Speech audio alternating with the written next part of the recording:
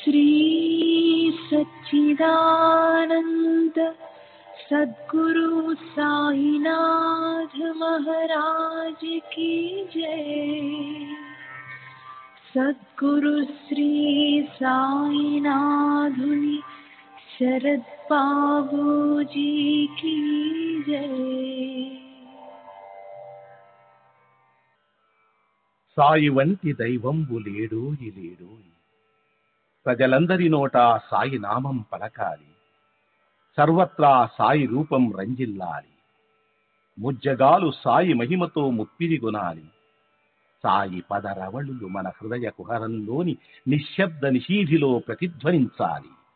ప్రణవనాద వీచికల్లా సాయి జ్ఞాన సౌరభాలు సర్వత్రా వ్యాపించాలి. ఆ సుజ్ఞాన సౌరభాల ఆస్వాదనలో మన మనసులు మత్తెక్కాలి. సాయి ప్రేమామృత ధారలు అంతటా నిరంతరం వర్షించాలి. ఆ ప్రేమామృత ధారలలో తడుస్తూ, ఆ జ్ఞాన సౌరభాల మత్తులో ఆనందంగా నర్తిస్తూ సాయి వంటి దైవంబు లేడోయి లేడోయి అని అందరూ ఏకకంఠంతో గానం చేయాలి. అదే నా ఆశ, ఆశయం, ఆకాంక్ష. అదొక మధుర స్వప్నం. ఆ స్వప్న సాఫల్యం కోసం శ్రీ సాయినాథుని అనన్య ప్రేమతో, ఆర్ద్రతతో ప్రార్థించటమే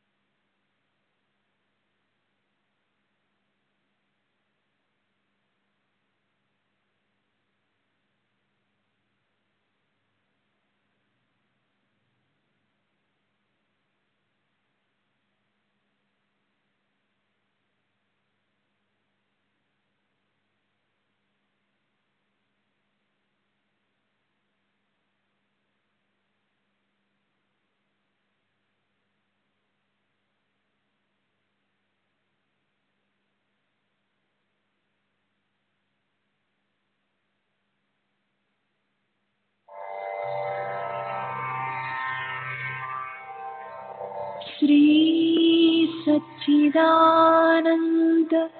सद्गुरु साईनाथ महाराज की जय।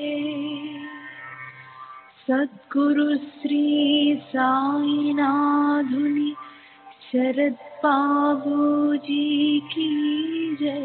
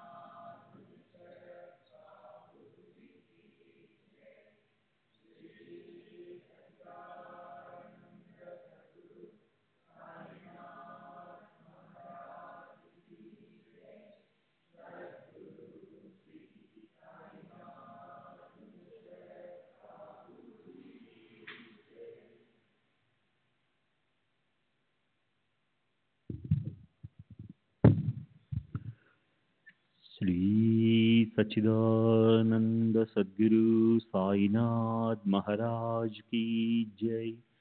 सद्गुरु श्री साईनाथ शरद बाबूजी की जय। శ్రీ సాయినాథాయ నమః. శ్రీ సాయిబాబా సత్య చరిత్ర 43వ అధ్యాయానికి పరిపూర్ణ వివరణ. ఈ అధ్యాయంలో బాబా నిర్యాణాన్ని గురించిన వర్ణన చదివితే మానవులు తమకు ఉత్తమ గతి ప్రాప్తించడం కోసం మరణ సమయంలో చేయవలసిన దాన్ని బాబా ప్రత్యక్షంగా చూపించారనిపిస్తుంది. 1. మరణ సమయం ఆసన్నమైతే రామాయణ భాగవతాల లాంటి గ్రంథాలు ఎవరి చేతనైనా చదివించుకుని వినాలి. అప్పుడు మానవుల లక్ష్యం సంసారం నుంచి తొలగి భగవంతుడి వైపు మరలుతుంది.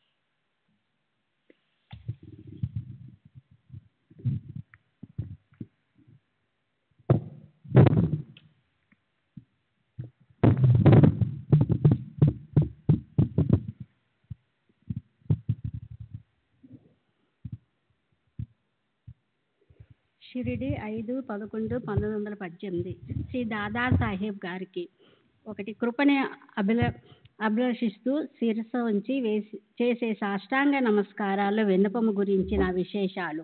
మీరు నాగపూర్కి చెందిన చిరంజీవి కేశవరావుకి పంపించిన ఉత్తరాన్ని వాళ్ళు ఇక్కడ పూజ్యులైన బాపు సాహెబ్కు పంపించారు. దానికి సంబంధించిన సమాచారాన్ని బాపు సాహెబ్ చెప్పిన విధంగా మీకు చెప్తున్నాను. సెప్టెంబర్ చివరిలో పూణేలో నేను చేస్తున్న ఉద్యోగ కాల పరిమితి అయిపోయాక నేను ఇక్కడికి అక్టోబర్ 2వ తారీఖున వచ్చాను. అప్పుడు శ్రీ సమర్థులు అనారోగ్యంతో ఉన్నారు. సుమారు సెప్టెంబర్ 28వ తారీఖున శ్రీవారికి జ్వరం వచ్చింది. ఆ తర్వాత 17వ రోజు ఆయన దేహాన్ని విసర్జించారు. జ్వరము 2-3 రోజులే ఉంది. కానీ ఆ తర్వాత ప్రాయోపవేశం చేసినట్లు శ్రీవారు అన్నం తినటం మానేశారు. దానివల్ల రోజు రోజుకి శరీరంలో శక్తి అనేది అసలు లేకుండా పోయింది. సమర్థులు మాట్లాడిన కొద్ది మాటలు నిర్యాణం సూచకంగా ఉన్నాయి. కానీ అది ఎవరూ గుర్తించకపోయారు. ఆయనకు జ్వరం వచ్చినప్పుడు బయట నుంచి వచ్చే భక్తుల్లో కేవలము కాకాసాహెబ్ మాత్రమే ఉన్నాడు. కానీ అతని వెంటనే బాబా స్వయంగా ముంబైకి పంపివేశారు. తర్వాత సమర్థులు ఆరోగ్యం గురించి సమాచారాన్ని విని ఆయన నిర్యాణానికి 3-4 రోజుల ముందు వచ్చేశాడు అతను. దీనికి 1.5-2 సంవత్సరాల ముందు నుంచి నానాసాహెబ్ నిమోన్కరు శ్రీ సమర్థుల దగ్గరుండి రాత్రింబవళ్ళు ఆయన సేవ చేసేవాడు. అది మనందరికీ తెలుసు. వీళ్ళు కాకా, బుట్టి, జోగ్, బాటే, మాధవరావు మొదలైన భక్తులు షిరిడీలో ఉన్నారు. శ్రీ సమర్థులు రోజులో 2 సార్లు లెండీకి గ్రామంలో భిక్షకి వెళ్ళటం లాంటివి జరుగుతూనే ఉన్నాయి. శ్రీ సమర్థులు వ్యాహాలకి నడిచే వెళ్ళేవారు. కానీ 2 వైపులా ఆయన్ని భక్తులు పట్టుకుని ఉండేవాళ్ళు. ఇంచుమించు శ్రీవారిని ఎత్తుకుని తీసుకువెళ్ళేవాళ్ళు. తర్వాత నిర్యాణానికి 1-2 రోజుల ముందు ఈ వ్యవహారాలు ఉదయం పూట భిక్ష ఆగిపోయాయి. శ్రీ సమర్థులు చింతా కరుణాక అంటే చింతించకండి మొదలైన మాటలంటూ అందరికీ ధైర్యం చెప్పేవారు. తమ ప్రయాణం సమయం గురించి ఎవరికీ తెలియనివ్వలేదు. శ్రీ సమర్థులు అఖండంగా సావధానులై ఉన్నారు.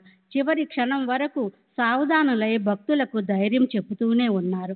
అక్టోబర్ 15వ తారీఖున మంగళవారం మధ్యాహ్నం హారతి తర్వాత బాపు సాహెబ్, కాకా సాహెబ్ వగైరా భక్తులను భోజనానికి ఇళ్లకు పంపేశారు. వీరందరూ మసీదులో శ్రీ సమర్థులతో కలిసి రోజు భోజనం చేసేవారు. ఆ రోజు ఆ ప్రకారంగా వాళ్ళని ఇళ్లకు పంపివేసి తాము ఇక్కడ ఇహలోకాన్ని వదిలి వెళ్ళిపోయారు. అప్పుడు దగ్గర లక్ష్మీబాయి, బాయాజీ, బాగోజీ, బాలాషింపే వాళ్ళ లక్ష్మణ్, నానాసాహెబ్ నిమోన్కరు ఇంకా కొందరు భక్తులున్నారు. మాధవరావు దేశపాండే కింద మెట్ల మీద కూర్చుని ఉన్నాడు. ఆయన లక్ష్మీబాయి షిండేకి జేబులో నుంచి కొన్ని రూపాయలు అంటే 9 రూపాయలు తీసి ఇచ్చారు. కొద్దిసేపు అయ్యాక ఇలా అనసాగారు, అరే ఆత్మాలా ఇదే బరే వాటత్ నాహి వాడ్యాత్ గేవున్ చలాన్ విజయ్ బరే వాటేలే. అరే ఇప్పుడు నాకు ఇక్కడ బాగాలేదు, వాడాలోకి అంటే బాపు సాహెబ్ బూటు యొక్క దగడీవాడ అని శ్రీవారు దగడీవాడ లేక వాడ అని అనేవారు. తీసుకెళ్తే నాకు బాగుంటుంది. ఇదే ఆయన చివరి ఆజ్ఞ. తర్వాత అలాగే జరిగింది. బాయాజీ దేహం మీద ఆయన ప్రాణాలు వదిలారు. శ్రీ సమర్థులు ఎప్పటిలాగే కూర్చునే ఉన్నారు. ఎంతో అనారోగ్యంలో కూడా శ్రీ సమర్థులు కూర్చునే ఉండేవారు. చావిడిలో కొద్దిసేపు మాత్రమే నిద్రించేవారు. శ్రీవారి శ్వాస తగ్గిపోసాగింది.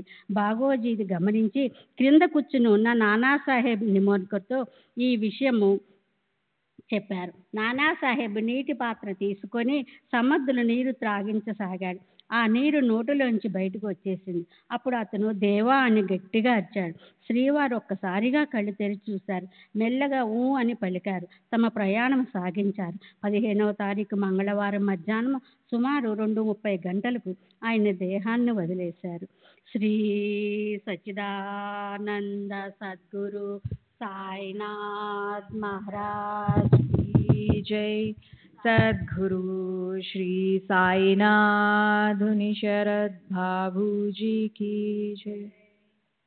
శ్రీవారు వాడాల్లోకి తీసుకెళ్ళమని చెప్పిన మాటను గుర్తుపెట్టుకొని అందరూ బాపు సాహెబ్ బుట్టి వాడాలో శ్రీవారి దేహాన్ని పెట్టాలని నిర్ణయించుకున్నారు. ఆ విధంగానే దేవాలయ గర్భగుడిలో శ్రీవారిని సమాధి చేయటానికి తవ్వకం పని మొదలైంది. సాయంకాలం రహతా నుండి ఫౌజుదారు మొదలైన వాళ్ళు వచ్చారు. ఆ నిశ్చయమే స్థిరమైంది. శ్రీ గోపాలకృష్ణుని విగ్రహం స్థాపించాలనుకున్న చోటే శ్రీవారి సమాధి అయింది. ఆ దృఢమైన గర్భగుడిలో తవ్వకం పని రాత్రంతా నడిచింది. మర్నాడు కొద్దిగా అవాంతరం వచ్చింది. ఉదయాన్నే ముంబై నుండి అమీరుభాయి వచ్చాడు. కూపర్గాం నుండి రెవెన్యూ అధికారి వచ్చాడు. వాగ్వివాదం జరిగింది. కొద్దిమంది భక్తులు శ్రీవారిని బయట పొలంలోకి తీసుకెళ్లాలని పట్టుతో కూర్చున్నారు. రెవెన్యూ అధికారి అభిప్రాయ సేకరణ చేశాడు. శ్రీ బాబు సాహెబ్ వాడాలో శ్రీవారిని ఉంచాలన్న విషయంలో పై రెండు విరుద్ధ అభిప్రాయాలున్న వాళ్ళు ఒకే అభిప్రాయానికి వచ్చారు. రెవెన్యూ అధికారి నగర్ కలెక్టరు దృష్టికి ఈ విషయం తీసుకెళ్తానన్నాడు. ఆ విధంగానే కాకాసాహెబ్ దీక్షిత్ నగర్ వెళ్లేందుకు సిద్ధమయ్యాడు. అప్పుడు శ్రీవారి ప్రేరణతో విరుద్ధ భావాలున్న ఆ భక్తులు అనుకూల అభిప్రాయాలనివ్వాలనుకున్నారు. అందరి అభిప్రాయం ప్రకారం బాపు సాహెబ్ వాడాలో సమాధి చేయాలని నిర్ణయం జరిగింది. బుధవారం సాయంత్రం ఏకాదశి రోజున శ్రీవారి దేహాన్ని ఊరేగించి వాడాలోని గర్భగుడిలో పెట్టారు. ఆ ప్రదేశానికి వచ్చిన శోభ ఇప్పుడు ప్రత్యేకంగా చూస్తే తప్ప తెలీదు. దేవాలయంలోని గర్భగుడి పొడుగు వెడల్పు కూడా కావలసినంతే వచ్చింది. వాడాలోని పనిని చేపట్టినప్పుడు శ్రీ సమర్థులు ఇంత శోభను కలిగిస్తారన్న ఊహే లేదు. అసలు ఎలా ఊహిస్తాం? శ్రీవారు ఎప్పుడు అమ్మి వాడ్యాత్ జావున్ రాహు అని అంటుండేవారు. కానీ శ్రీవారు జీవించి ఉన్నప్పుడు జరగబోయే దాన్నెవరూ ఊహించగలరు. వాడాలో సమాధి దగ్గర మనసు ముగ్ధ మనోహర మధురానందంతో ఉంటుంది. షిరిడీలో మనసుకి ఇదివరకటి ఆ ఆనందమే కలుగుతుంది. శ్రీ బాపు సాహెబ్ అదృష్టం ఎంత గొప్పదో ఎవరు వర్ణించగలరు. ప్రత్యేకంగా దేవుడే ఇంటికొచ్చి కూర్చున్నాడు. దేవాలయం నిర్మించినందుకు దాన్ని శ్రీవారు సార్థకం చేశారు. ఇప్పుడిప్పుడు పూజార్చనలు పూర్తిగా హిందూ పద్ధతిలో చక్కగా నడుస్తున్నాయి. ఎలాంటి ఇబ్బందులు కలగటం లేదు. బ్రాహ్మణుల మాటను దేవుడు సమర్థించాడు. తమ దేహాన్ని వాళ్ళు కదీనం చేశారు. నిర్యాణానికి 4-5 రోజుల ముందు సోని తల్లిని పిలిచి శ్రీవారు, ఇప్పుడు నాకు మసీదంటే విసుగు పుట్టింది, చావడంటే విసుగు పుట్టింది. ఇప్పుడు నేను వాడాలోకి వెళ్ళి కూర్చుంటాను. అక్కడ నన్ను బ్రాహ్మణులు చూసుకుంటారు అన్నారు. జోగ్ అక్కతో 4-5 సంవత్సరాల ముందే ఆమె చేయి పట్టుకుని, ఈ శౌచ విధి జరిపే స్థలం నాదే, ఇక్కడ రాతిమేడ తయారవుతుంది, అక్కడ నేను కూర్చుంటాను అన్నారు. ఈ శ్రీ సమర్థుల సంకల్పం ఇంతకు మునుపే నిశ్చయించబడినట్లయింది. కానీ శ్రీవారు దాన్ని గురించి ఎప్పుడూ కూడా బయటకు తెలియనివ్వలేదు. లోపల ప్రేరణ కలిగించేవారు. సరే, చాలా ఆనందం కలిగింది. శ్రీ బాపు సాహెబ్ మీద ఇప్పుడు విశేషమైన బాధ్యత పడింది.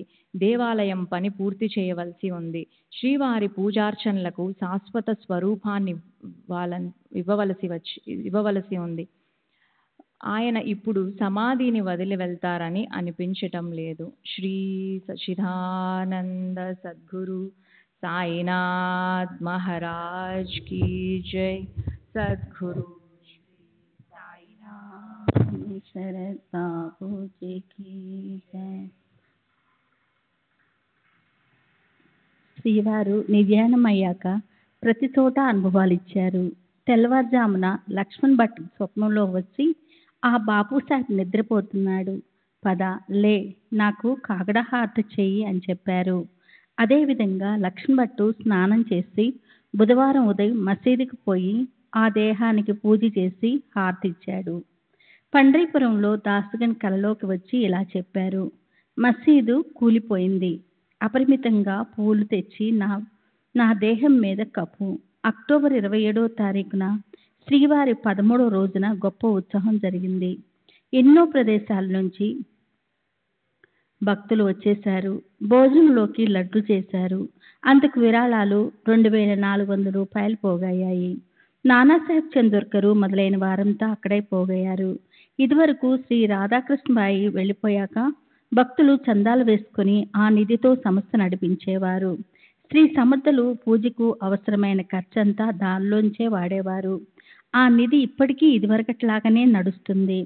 ప్రస్తుతం 15 మంది సభ్యులతో ఒక కమిటీని ఏర్పాటు చేశారు. శ్రీ బాపూసాహెబ్ బూటిని దీనికి అధ్యక్షుడిగా ఎన్నుకున్నారు.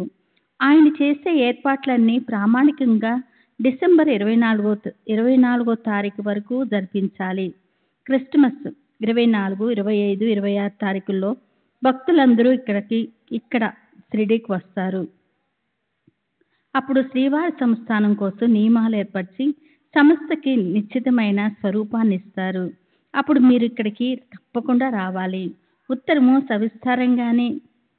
సవిస్తారంగానే కానీ హడావుడిగా వ్రాశాను.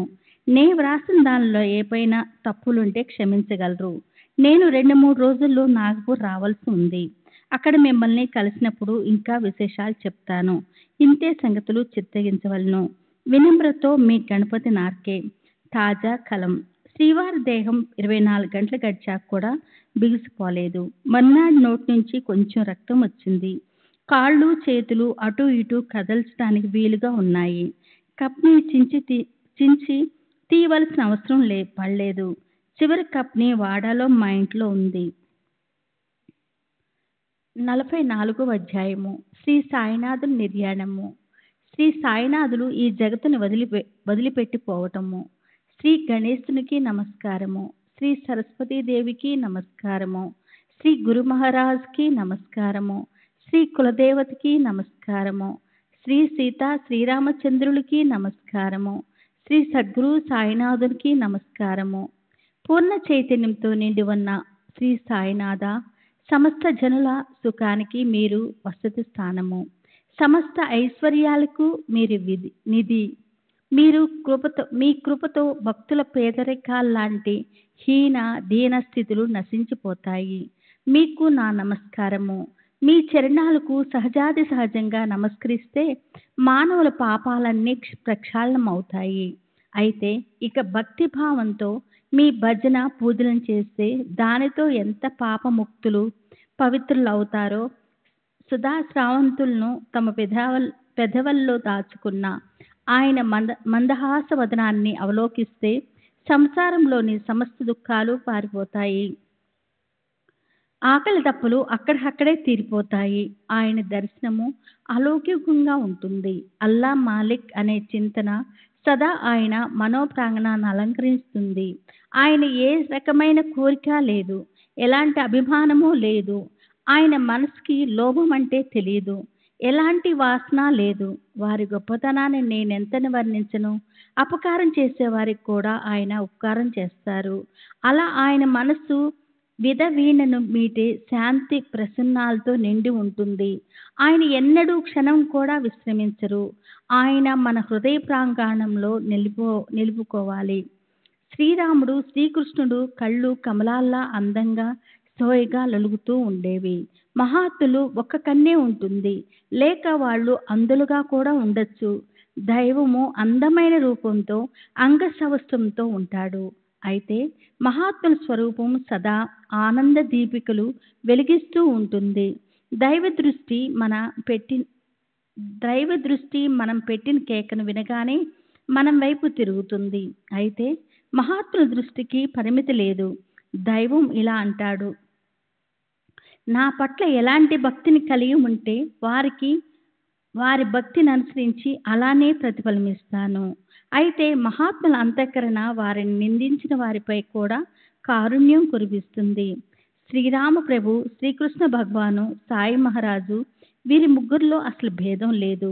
పేర్లు చూస్తే 3 వేర్వేరు వస్తువులవి, కానీ వాళ్ళు అన్నిటా ఒకటిగానే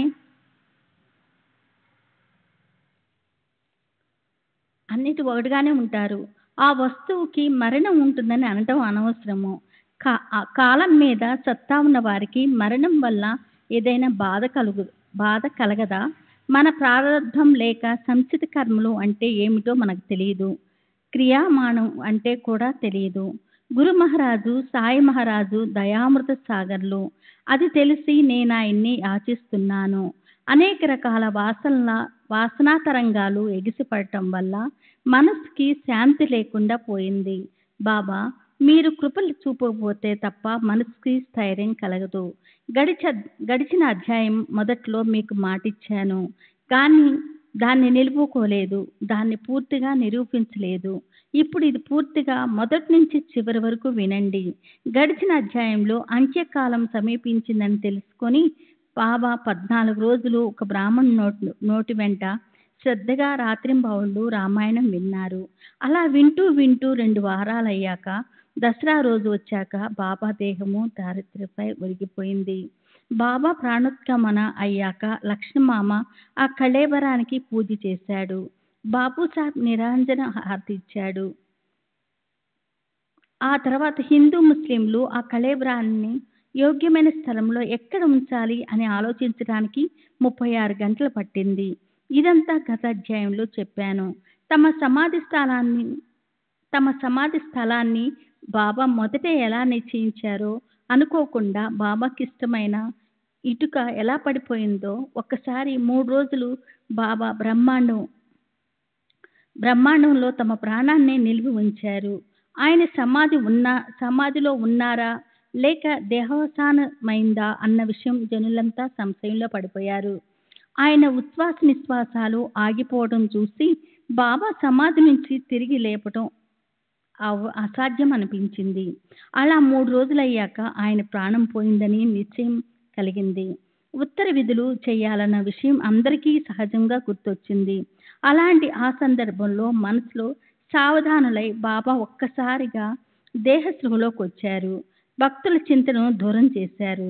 ఈ విషయాలన్నీ ప్రేమగా వింటే శ్రోతల మనసుల్లో ఆనంద నందివర్ధనాలు ప్రబలమై కంఠము పూడుకుపోతుంది. ఇది కథ కాదు, ఒక పెద్ద పేటిక. దానిలో అమూల్యమైన సాయి రత్నాలున్నాయి. ప్రేమపూర్వకంగా తెరిచి చూస్తే ఆ సాయి దర్శన సుఖానుభవం కలుగుతుంది. ఈ అధ్యాయం అంతలో సాయినాథుడు పూర్తిగా నిండి ఉన్నట్లు కనిపిస్తుంది. అది వింటే మీ మనసులో గూడు కట్టుకున్న కోరికలన్నీ రెక్కలు విప్పార్చి ఎగురుతాయి. వాటిని స్మరిస్తే మీరు సనాథ అంటే ఎవరికైనా ఏదైనా ఒక రక్షకులు ఉండటం లేదా కృతార్థులవడం అవుతారు. తమ ఆచరణలో గొప్ప ఔదార్యాన్ని కలిగి ఉండే శ్రీ సాయినాథుల చరిత్రను ప్రేమతోనూ ఏకాగ్రతతోనూ వినటానికి సిద్ధం కండి. అలాంటి పవిత్ర కథను ఎంత విన్నా భక్తుల చిత్తానికి ఎన్నటికీ తృప్తి కలగదు. అత్యంత శ్రేష్టమైన పూర్ణ పరమానందం కలుగుతుంది. సాంసారిక కష్టాలతో అలసి సొలసిన వాళ్ళకి విశ్రాంతి కలుగుతుంది. చిత్తము ప్రసన్నమై హర్షస్వానందాలు ఎదుట నిలబడతాయి. అలాంటి ఈ సాయి కథలు ఎంతో నిర్మలము శుద్ధము అయిన సుఖాలు. ఎంతగా విన్నప్పటికీ అవి నిత్య నూతనంగా ఉంటాయి. ఇదే రమణీయతకు సుఖమిచ్చే వస్తువు లక్షణము. కనుక ఈ పవిత్రమైన మహాత్ముడి కథను అనన్య చిత్తులై వినండి. శ్రీ సచ్చిదానంద సద్గురు సాయినాథ్ మహారాజ్ కి జై. సద్గురు శ్రీ సాయినాథుని శరత్ బాబూజీకి జై. సరే, తరువాత ఆ కళేబరానికి సంబంధించిన యోగ్యమైన నిర్ణయం గురించి చర్చ చేసి జనులంతా అలసిపోయారు. అప్పుడు ఎలాంటి అనుభవం వచ్చిందో చూడండి. బుట్టివాడలోని పెద్ద హాలు లోపలి భాగంలో మురళీధర శ్రీకృష్ణుని స్థాపించాలని అనుకున్న స్థలమే బాబాని ఉంచటానికి నిర్ణయించబడింది. మొదట్లో ఆ వాడ పునాదులు తవ్వుతున్న సమయంలో బాబా లెండికి వెళ్ళేటప్పుడు మాధవరావు చేసిన విన్నపానికి బాబా అనుమతిచ్చారు. బాబా చేతికి కొబ్బరికాయ ఇచ్చి మాధవరావు, బాబా మురళీధరుని స్థాపించవలసిన ప్రదేశం తవ్వబోతుంది, కృపాదృష్టితో ఇటు చూడండి అని ప్రార్థించాడు. బాబా ఆ శుభ సమయం చూసి కొబ్బరికాయ కొట్టండి అన్నారు. మనమంతా ఇక్కడే కాలక్షేపం చేద్దాం. ఇక్కడే మనం లేస్తూ కూర్చుంటూ సుఖదుఖాలను వెళ్ళబోసుకుందాం. ఇక్కడ పిల్లా పాపలందరికీ మనశ్శాంతి లభిస్తుంది. మొదట్లో బాబా ఈ మాటలు ఊరికే అందరికీ. కానీ తరువాత అనుభవంలోకి వచ్చినప్పుడు ఆ మాటల్లోని వాస్తవం అర్థమైంది. బాబా దేహావసానమయ్యాక మురళీధరుని ప్రతిష్టాపన ఆగిపోయింది. అదే సాయి దేహాన్ని సురక్షితంగా పెట్టడానికి ఉత్తమ స్థానంగా అయింది. ఈ శరీరం వాడలో పడుగాక అని చెప్పిన బాబా చివరి మాటను అనుసరించి చివరికి అందరూ బాబానే మురళీధరునైనారు అన్న నిశ్చయానికొచ్చారు. శ్రీమాన్ బుట్టి మొదలైన సమస్త హిందూ ముస్లింలు ఈ ఆలోచనతో రాజీపడి వాడాను ఆ మంచి పనికి ఉపయోగించారు. అలా అది ఎంత ఖరీదైన వాడా అయ్యున్నా కూడా బాబా దేహం ఎక్కడో పడి ఉంటే అప్పుడు ఆ వాడా కూడా శూన్యంగా ఎంతో భయానంగా ఉండేది. ఇప్పుడు అక్కడ భజనలు, పూజలు, హరికథా సంకీర్తనలు, పురాణ పఠనలు, వచ్చిపోయే అతిథులకు అన్నదానాలు జరుగుతున్నాయి. దానికి కారణం శ్రీ సాయియే. ఈ రోజుకి ఇక్కడ ఇలా భోజనాలు పెట్టి తృప్తి పట్టడానికి, లఘురుద్ర మహారుద్రాల ఆవర్తనలు చేయటానికి, దేశ విదేశాల నుండి భక్తులు రావటానికి, వీటన్నిటికీ కారణం శ్రీ సాయియే. సరే, మహాత్ముల మాటల్లోని ప్రతి అక్షరాన్ని చెవుల్లో నింపుకోవాలి. వాళ్ళు ఏదో అన్నారులే అనుకుని వాటిని అవమానించకూడదు, త్యాగం చేయకూడదు. ఆ మాటలు ఎంతో అద్భుతంగానూ సందేహాస్పదంగానూ అనిపించి అర్థం చేసుకోవడం కష్టమైనప్పటికీ సమయం వచ్చినప్పుడు వాటికి అర్థం బోధపడుతుంది. దేహం పడిపోబోయే నాటికి కొద్ది రోజుల ముందు జరగబోయే సంఘటనకు సంబంధించి షిరిడీలో మసీదులో కొన్ని అపశకునాలు కనిపించాయి. వాటిలో నేను శ్రోతలకు ఒకటి చెప్తాను. ఎందుకంటే అన్నీ చెప్తూ పోతే గ్రంథం విస్తరిస్తుంది. ఎన్నో సంవత్సరాల తరబడి బాబా వద్ద ఓ పాత ఇటుక ఉండేది. దానిపై చెయ్యి వేసి బాబా ఆసనంలో కూర్చునేవారు. ఆ ఇటుకని ఆధారంగా చేసుకొని రాత్రివేళ ఎప్పుడూ ఏకాంతంలో బాబా ఆ మసీదులో ఆసనంలో ప్రశాంత చిత్తంతో కూర్చునేవారు. అలా ఎన్నో సంవత్సరాల పాటు ఏ అవాంతరము లేకుండా ఇది నడిచిపోయింది. కానీ జరగబోయే దాని ముందు నిత్య నియమం నడవదు. అనుకోకుండా అది విరిగిపోయింది. బాబా మసీదులో లేనప్పుడు ఒక పిల్లవాడు మసీదులో చెత్త ఊడుస్తున్నాడు. ఆసనం కింద చెత్త ఊడ్చడం అనేది నిమిత్తమైంది. ఆ ఇటుక కొద్దిగా పైకి లేపినప్పుడు దానికి పగిలే సమయం వచ్చింది. ఆ పిల్లవాడి చేతి నుండి జారిపడి అది వెంటనే 2 ముక్కలైంది. ఈ సమాచారం వినగానే బాబా, ఇది ఇటుక కాదు, నా ప్రారబ్ధమే, అది విరిగింది అని బాబా చాలా కలత చెందారు. ఆయన కళ్ళ నుంచి దుఃఖాశ్రువులు స్రవించాయి. ఏ ఇటుకని ఆధారం చేసుకుని బాబా యోగాసనంలో కూర్చునేవారో ఆ ఇటుక పగిలిపోగానే బాబా హృదయం బద్దలైంది. ఆయన కంఠం పూడుకుపోయింది. ఎంతో కాలం నాటి పాతది, తన ఆసనానికి మూల ఆధారమైనటువంటిది అయిన ఆ ఇటుక ఒక్కసారిగా పగిలిపోవడం చూసి బాబాకి మసీదంతా శూన్యమైనట్లయింది. అది సాధారణమైన మట్టి ఇటుక, కానీ బాబాకది ఎంతో ప్రీతిపాత్రమైంది. ఆ దుస్థితిని చూసి బాబా మనసులో ఎంతో దుఃఖించారు. ఆ ఇటుకకే జారగిలపడి ఆసనంలో యోగాతత్పరులై బాబా గంటల తరబడి అలా కూర్చొని ఉండిపోయారు. కనుక దానిపై ఆయనకి ఎంతో ప్రేమ ఉండేది. దాని సాంగత్యంతో నేను ఆత్మవంచన చేసేవాణ్ణి. అది నా ప్రాణానికి ప్రాణం. అలాంటి నా ఆత్మీయురాలు పగిలిపోయింది. అది లేకుండా నేను ఇక్కడుండలేను. ఇటుక నా జీవన సహచరి. ఈ రోజుది నన్నొదిలి వెళ్ళిపోయింది అని దాని సుగుణాలు గుర్తుకు తెచ్చుకొని బాబా దుఃఖించసాగారు. ఇక్కడ పాఠకులకు ఇటుక క్షణంలో నశించిపోయేదే కదా, మరి దానికోసం దుఃఖించటం ఎందుకు, జనులేమనుకుంటారు అని సహజంగా సందేహం కలగొచ్చు. మొదట్లో ఎవరికైనా అదే సందేహం మనసులో కలుగుతుంది. బాబా చరణాల విందాలకు వందనం చేసి ఆ సందేహానికి సమాధానమిచ్చే ప్రయత్నం నేను చేస్తాను. జగత్తు ఎలా ఉద్ధరింపబడుతుంది? దీనులు, పామరులు సంసార సాగరం నిలిచి ఎలా దాటిపోగలరు? దీనికోసమే మహాత్ములు అవతరిస్తారు. వారికి అంతకు మించి మరొక పనే ఉండదు. సామాజిక వ్యవహారంలో నవ్వటం, ఏడవటం, ఆడటం ఇత్యాది పద్ధతులన్నీ కేవలం నటనే అయి ఉంటాయి. అది తెలుసుకోవటమే సంసారంలో వ్యవహరించడంలోని మర్మం. శ్రేష్ఠులైన వారు ఆచరించిన దాన్నే జనులు సాధారణంగా అనుసరిస్తారు. మహాత్ములు పూర్ణ జ్ఞానులైనప్పటికీ ఈ జగత్తులో వారి ఇచ్చలన్నీ నెరవేరినప్పటికీ కూడా లోకులను ఉద్ధరించడం కోసం వారు కర్మలను చేయటానికి సిద్ధంగా ఉంటారు. సరే, అసలు ఈ దేహావసానానికి 32 సంవత్సరాల క్రితమే అంటే 1886లో బాబా సమాధి అయి ఉండేవారు. కానీ మహల్సాపతి బుద్ధి పని చేసినందువల్ల నిజంగా ఆ దుస్సంఘటన నిశ్చయపూర్వకంగా ఆగిపోయింది. ఆ దుష్ట యోగం ఆగిపోకపోయుంటే సర్వులకి ఈ సాయి యొక్క సుయోగం ఎలా లభించేది? 43 సంవత్సరాల ముందు బాబాతో వియోగం అయ్యే ఆ దుష్టయోగం కలిగేది. మాఘ శిరమాసంలో పౌర్ణమి రోజున ఆయాసం వచ్చి బాబా అస్వస్థులైనారు. దేహం యొక్క స్వాభావిక ప్రారంధాన్ని సహించటం కోసం ఆయన ప్రాణాన్ని బ్రహ్మాండంలోకి తీసుకెళ్లారు. 3 రోజుల పాటు నేను బ్రహ్మాండంలో ప్రాణాన్ని నిలుపుతాను, నన్ను లేపకండి అని బాబా చెప్పారు. అలా అంటూ ఆ సభామండపంలోని ఒక మూలని తన వేలితో చూపారు. అక్కడ సమాధి తవ్వి నన్నక్కడ ఉంచండి అన్నారు. తర్వాత మళ్ళీ మహల్సాపతి వైపు తిరిగి అతనితో ఆయన స్పష్టంగా 3 రోజుల వరకు మర్చిపోయి నన్ను నిర్లక్ష్యం చేయకు, నన్నుంచవలసిన స్థలానికి చిహ్నంగా 2 జెండాలను పాతు అంటూ ఆయన బ్రహ్మాండంలో ప్రాణాలను నిలిపారు.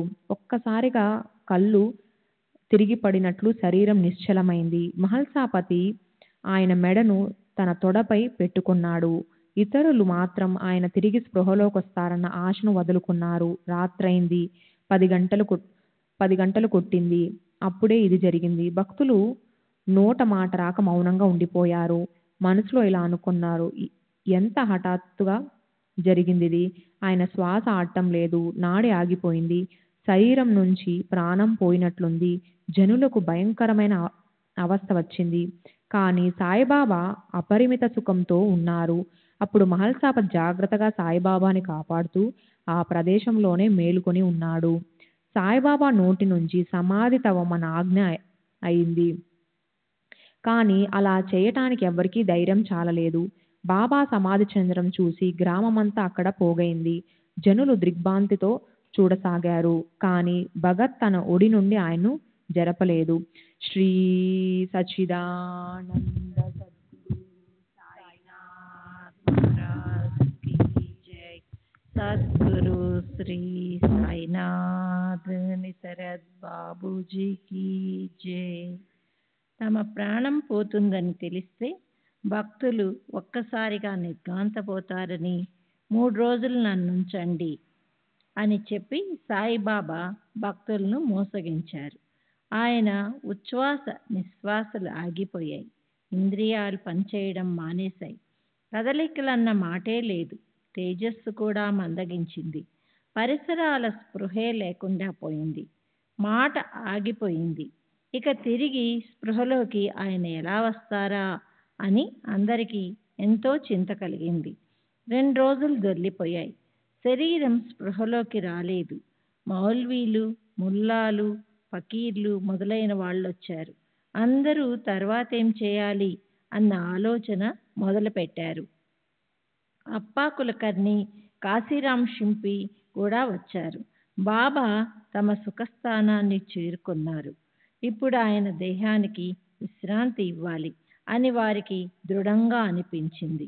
కొందరు కొద్దిసేపు ఆగుదాం, ఇంత హడావిడి మంచిది కాదు, బాబా అందరిలా కాదు, ఆయన మాటలు నిజమవుతాయి అన్నారు. వెంటనే మరికొందరు శరీరం చల్లబడిపోయాక అందులో చైతన్యం ఎక్కడి నుంచి వస్తుంది, ఏమిటి ఈ మూర్ఖమైన పోట్లాట, ఆయన చూపించిన స్థలంలో సమాధి కోసం తవ్వి భక్తులందరినీ పిలిచి సరైన సమయంలో దాన్ని పాతి పెడదాం, పదండి, అంతా సిద్ధం చేయండి అని ప్రత్యుత్తరమిచ్చారు.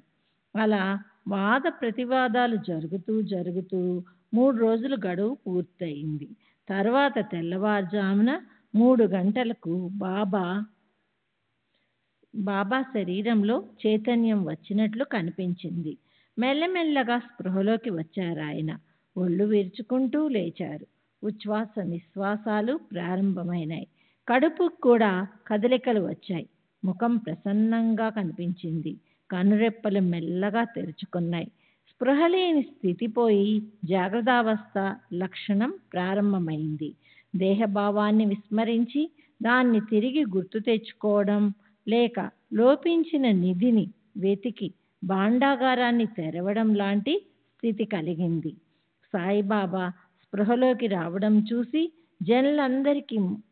జనులందరి ముఖాల్లో ఆనందాల హరివిల్లు వెల్లివేసింది. దేవుడి దయ వల్ల విఘ్నాలు పోయాయి. జరిగిన సంఘటనకి భక్తులు ఆశ్చర్యపడ్డారు. భగత్ సాయి ముఖంలోకి ప్రేమతో చూశాడు. సాయి కూడా మెల్లగా తల కదిలించారు.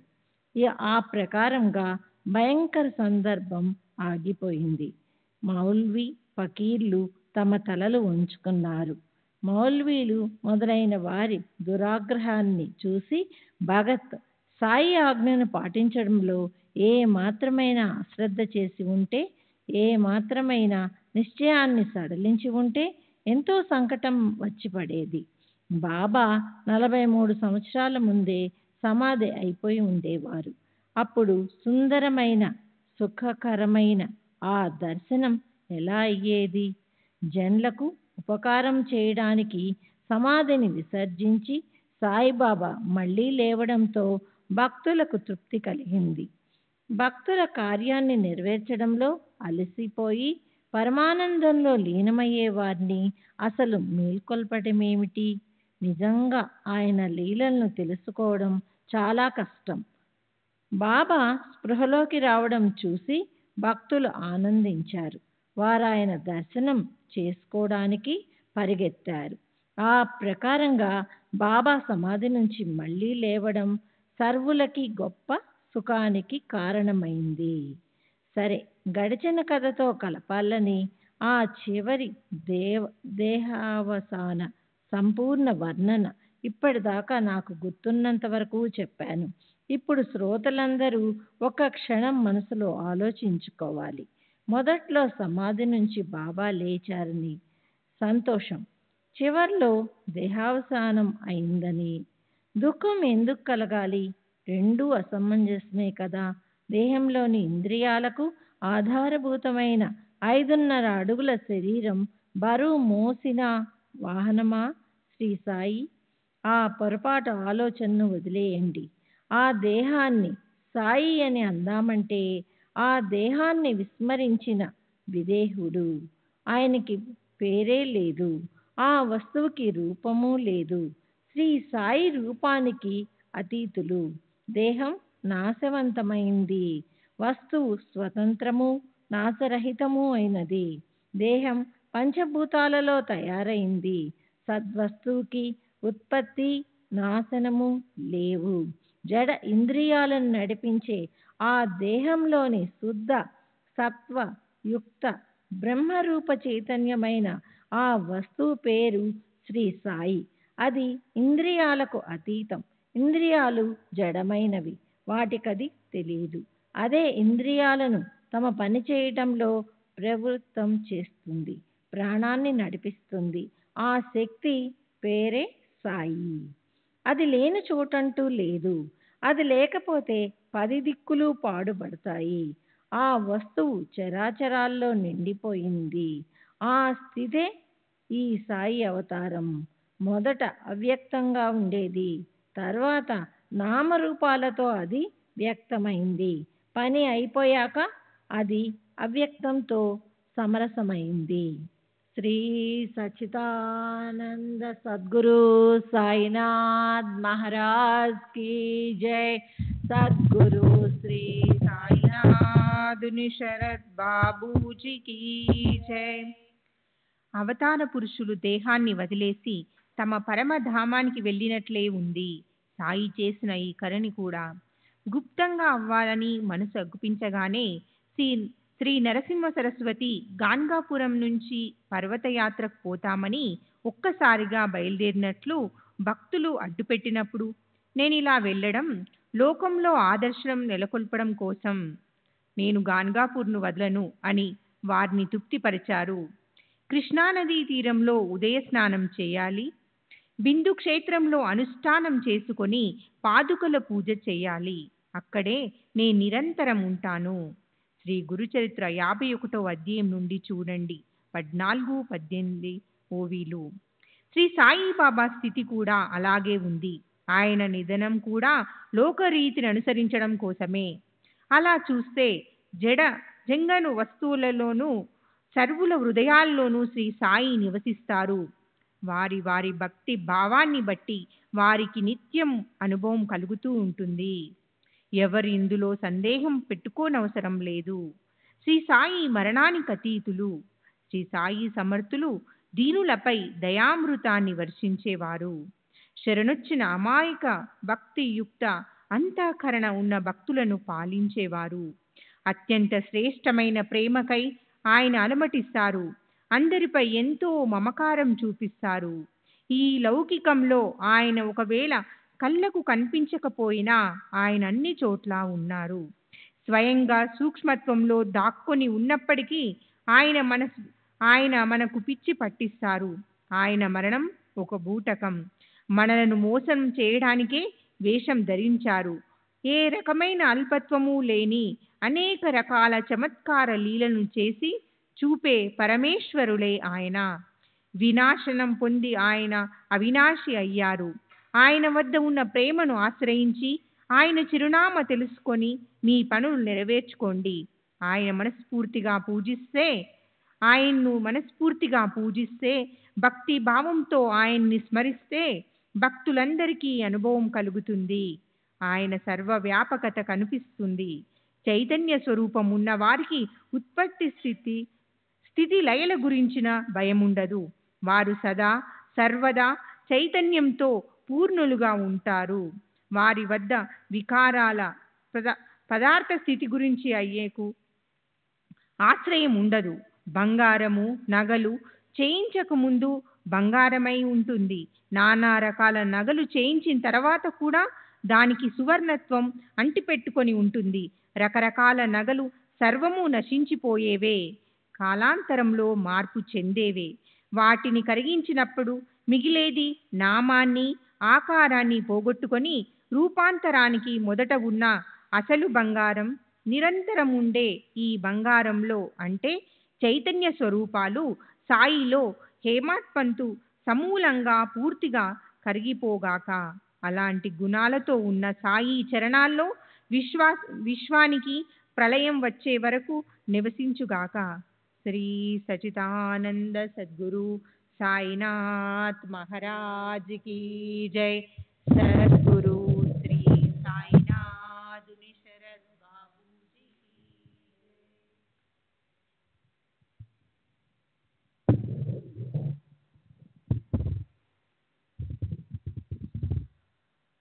బాబాకి 13వ రోజు అయిపోయింది. భక్తుడు బాలాసాహెబ్ బాటే గ్రామంలోని బ్రాహ్మణులను కలుపుకొని ఉత్తర విధిని ప్రారంభించాడు.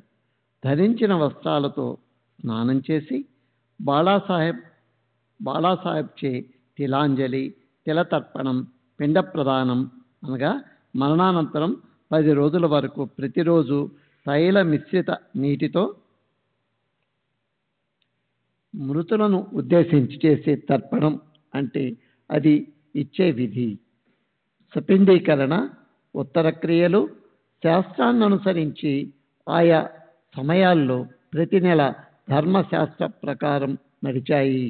భక్తశ్రేష్ఠుడు ఉపాసని బాపూసాహెబ్ జోగ్తో కలిసి పవిత్రమైన గంగా తీరానికి వెళ్ళి హోమహవనం పూర్తి చేశారు. బ్రాహ్మణ భోజనము, పేదలకు అన్నదానము, యథావిధిగా దక్షిణలు ఇచ్చి శాస్త్ర ప్రమాణంగా విధులన్నీ పూర్తి చేసి వారు తిరిగి వచ్చేశారు. ఇప్పుడు ఒకవేళ బాబా లేకపోయినా, ఆయనతో మాట్లాడకపోయినా మసీదుని చూడగానే ఆ వెనుకటి సుఖ సంవాదం గుర్తుకు వస్తుంది. బాబా నిత్యము కూర్చునే పద్ధతికి చెందిన పద్ధతికి చెందిన దర్శన సుఖాన్ని అనుభవించటానికి కాగితం మీద గీసిన అత్యుత్తమ తైలవర్ణ చిత్రాన్ని మసీదులో స్థాపించారు. సాయిబాబా దేహం దృష్టికి కనిపించకపోయినా ఈ చిత్రం చూస్తే ఆయన మళ్ళీ కళ్ళెదుట కనిపిస్తారు. భావార్థులైన భక్తులకు కూడా సాయిబాబా తిరిగి వెనక్కి తమ రూపంలో వచ్చిన అనుభూతి కలిగిస్తారు. అతని పేరు శ్యామరావు, ఇంటి పేరు జేకర్. అతనే ఈ అందమైన చిత్రం గీశాడు. అలా మనోహరంగా యథాతథంగా ఆయనలా ఉండే ఈ చిత్రం బాబాని ఎప్పుడూ గుర్తుకు తెస్తుంది. శ్యామరావు ప్రసిద్ధ చిత్రకారుడు, అలాగే అతను బాబా భక్తుడు. బాబా ఆజ్ఞను అనుసరించి అతను విచారపూర్వకంగా వ్యవహరిస్తుండేవాడు. అతని హస్తాలతో అలాంటివే మరిన్ని అందమైన చిత్రాలను గీయించుకొని ధ్యాన ధారణ చేయటానికి భక్తులు తమ ఇళ్లల్లో వాటిని స్థాపించుకున్నారు. మహాత్ములు ఎన్నటికీ మరణించరు. దానికి వివరణ గడిచిన ఎన్నో అధ్యాయాల్లో వచ్చింది. అది శ్రోతలకు గుర్తుండే ఉంటుంది. దాన్ని మరింత స్పష్టం చేయవలసిన అవసరం లేదు. బాబా ఈరోజు దేహదారులు కారు. అయినా ఆయన్ని స్మరించే వారికి ఆయన జీవించి ఉన్నప్పటిలాగే సకల శుభాలను కలిగిస్తారు. ఆయన జీవించి ఉన్నప్పుడు ఎవరికో ఏదో చెప్పారు, అది అనుభవంలోకి రావటం లేదు. ఆయనకి దేహావసానం అయింది కనుక అది ఇప్పుడు జరగటం లేదని అనుకోకూడదు. బాబా మాటలంటే బ్రహ్మదేవుడు మానవుల నుదుటిపై వ్రాసిన ఎన్నటికీ అబద్ధం కాని భవిష్యత్తి. విశ్వాసం పెట్టి ఆ అనుభవాన్ని పొందండి. ఒకవేళ అనుభవం కలగకపోయినా కొద్ది రోజులయ్యాక అది ఖచ్చితంగా జరిగి తీరుతుంది. జోక్ గురించి చెప్తుంటే కథలో ఓ పిట్ట కథ గుర్తుకొచ్చింది. దాని అపూర్వతను వింటే సాయి ప్రేమతత్వం తెలుస్తుంది. ఈ సంభాషణ చిన్నదిగా ఉన్న గురుభక్తికి సంబంధించి ఎంతో బోధపూర్వకమైనది. వైరాగ్యం ఉన్నవాళ్ళు అదృష్టవంతులు, సంసారంలో పట్టుబడిన వాళ్ళు దురదృష్టవంతులు. ఓసారి జోగ్ బాబాని, నాకిప్పటికీ ఈ స్థితి ఎందుకు, నా విధి ఎందుకింత విచిత్రంగా ఉంది, నా పరిస్థితి ఎప్పుడు బాగుపడుతుంది దేవా, నాకు మీ అనన్య సేవ ఎన్నో సంవత్సరాలుగా లభించినప్పటికీ ఈ చంచల మనసుకి శాంతి ఎందుకు కలగటం లేదు, నేనింత దురదృష్టవంతుడిని ఎందుకయ్యాను, మహాత్ముల సాంగత్యం వల్ల ప్రయోజనం ఇదేనా, మహాత్ముల సాంగత్యంతో కలిగే పరిణామం నా దేహానికి అనుభవంలోకి ఎప్పుడు వస్తుంది. తన భక్తుడి ఈ విన్నపాన్ని విన్న సాయి సమర్థులు గొప్ప ప్రేమతో జోగుకి ఏమని సమాధానమిచ్చారో ప్రశాంతంగా వినండి. శ్రీ సచితానంద సద్గురు సాయినాథ్ మహారాజ్ की जय। सद्गुरु श्री साईनाथ शरद बाबूजी की जय। దుష్కర్మలు దగ్ధమై పాపపుణ్యాలు బూడిదై నీ సంకల్లో జోలికి చూసినప్పుడు నేను నిన్ను అదృష్టవంతుడు అనుకుంటాను. బ్రహ్మ నుంచి మనస్సు వేరుగా చూపించే విషయాలన్నింటినీ నీవు త్యాగం చేస్తే భగవంతుని భక్తి పట్ల నీకు అనురక్తి కలుగుతుంది. ఆశాపాశాలన్నింటినీ పూర్తిగా తెంచేసుకుంటే అప్పుడే నేను నిన్ను అదృష్టవంతుణ్ణి అనుకుంటాను. విషయాలపై ప్రీతిని వదిలేసి నేను నువ్వు అనే భావాన్ని అయోగ్యమని తెలుసుకొని జిహ్వ ఉపస్థ అంటే తినటం, స్త్రీ సంభోగంల మీద ఆధిపత్యం సంపాదించి నిన్ను నీవు యోగ్యుడిగా చేసుకుంటే అప్పుడే నిన్ను నేను అదృష్టవంతుడని అంటాను. ఇది అయ్యాక కొద్ది కాలానికి బాబా మాటలు నిజమయ్యాయి. సద్గురు కృపతో జోగికి బాబా అన్నట్లు వైరాగ్యం కలిగింది. పుత్ర సంతతి అనే పాశాలు ఎలాగూ లేవు. భార్యకి సద్గతి కలిగింది. దేహత్యాగానికి ముందే ఐహికాలన్నీ వదిలిపోయాయి. వైరాగ్యం సహజంగా ప్రాప్తించింది. సరే, ఈ జోగు కూడా పుణ్యాత్ముడు. సాయి మాటలు నిజమయ్యాయి. చివరికి సన్యాస సంపన్నుడై బ్రహ్మలో విలీనమైనాడు.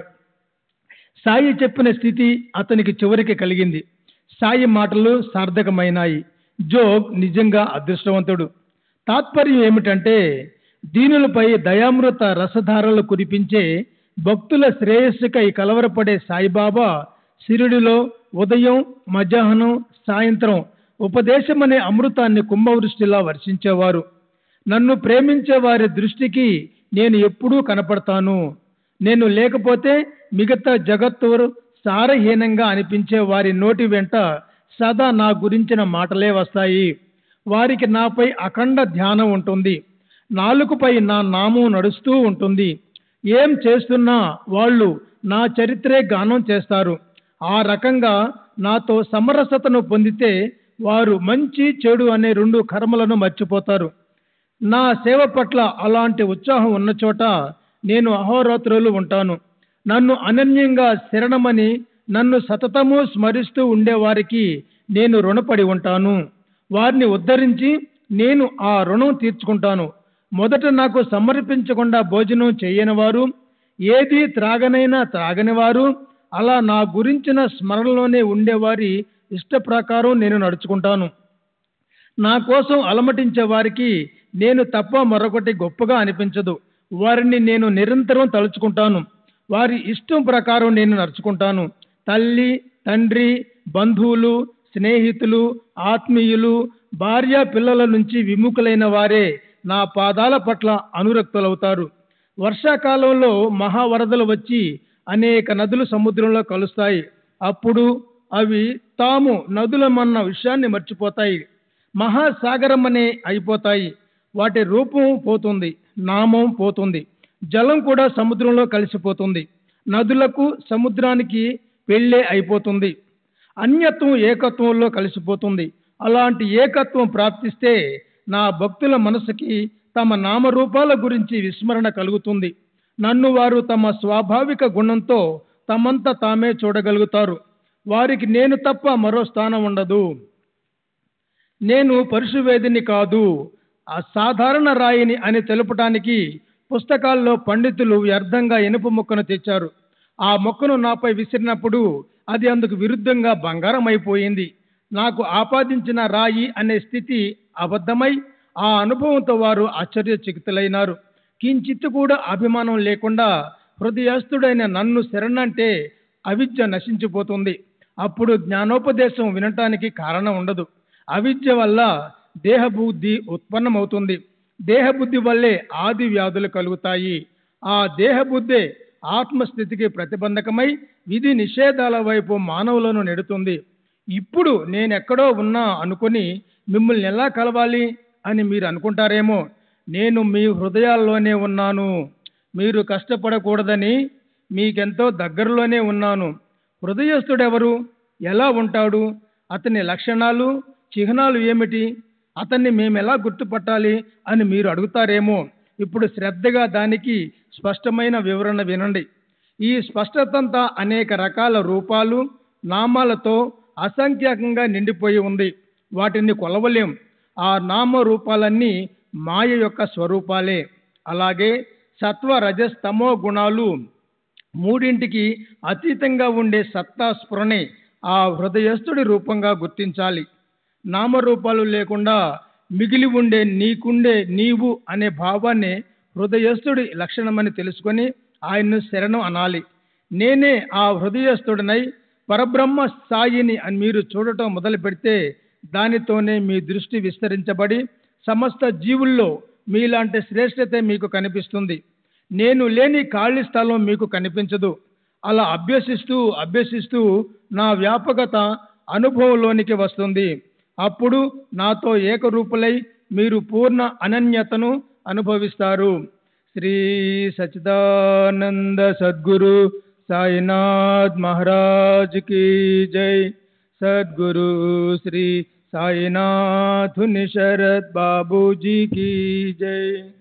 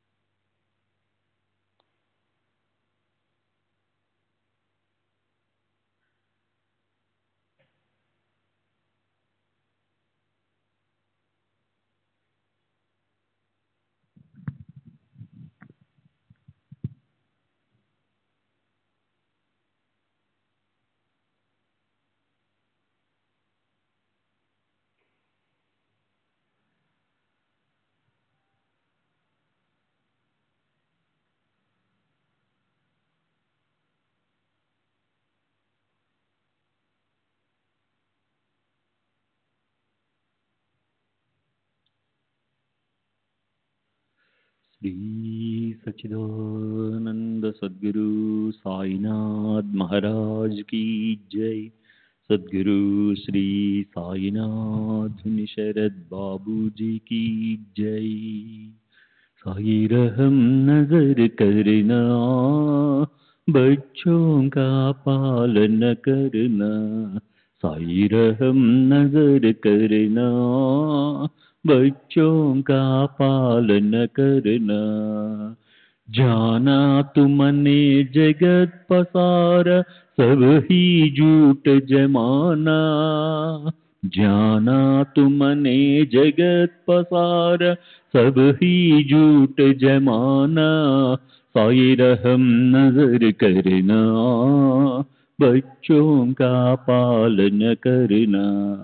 साई रहम नजर करना, बच्चों का पालन करना। मैं अंधा हूँ बंदा पुकार, मुझसे पथ दिखलाना। मैं अंधा हूँ बंदा पुकार, मुझसे पथ दिखलाना। साई रहम नजर करना, बच्चों का पालन करना। साई रहम नजर करना, बच्चों का पालन करना। दास गणों कहे अब क्या बोलूं, थक गई मेरी रसना। दास गणों कहे अब क्या बोलूं, थक गई मेरी रसना। साई रहम नजर करना, बच्चों का पालन करना। साई रहम नजर करना, बच्चों का पालन करना। रहमो नजर करो अब मोरे साई, तुम बिना नहीं मुझे माँ बाप बाई। रहमो नजर करो मैं अंधा हूँ बंदा तुम्हारा। मैं अंधा हूँ बंदा तुम्हारा।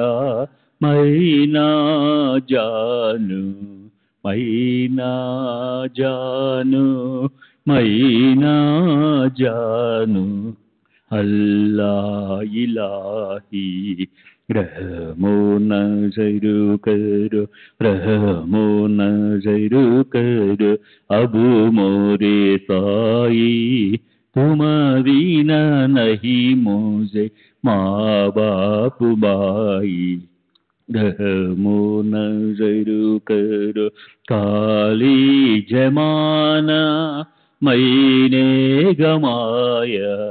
काली जमाना मैंने गमाया। साथी आखिर का, साथी आखिर का, साथी आखिर का तुम बिना कोई। रहमो नजर करो, रहमो नजर करो अब मोरे साई। तुम बिना नहीं मुझे माँ बाप बाई।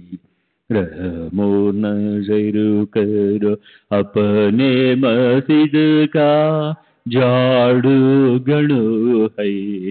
अपने मस्जिद का झाड़ू गणो है। मालिक हमारे, मालिक हमारे, मालिक हमारे तुम बाबा साई।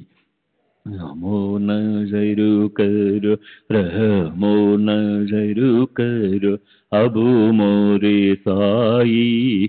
तुम बिना नहीं मुझे माँ बाप बाई। रहमो नजर करो। श्री सच्चिदानंद सद्गुरु साईनाथ महाराज की जय। सद्गुरु श्री साईनाथ शरद बाबू जी की जय।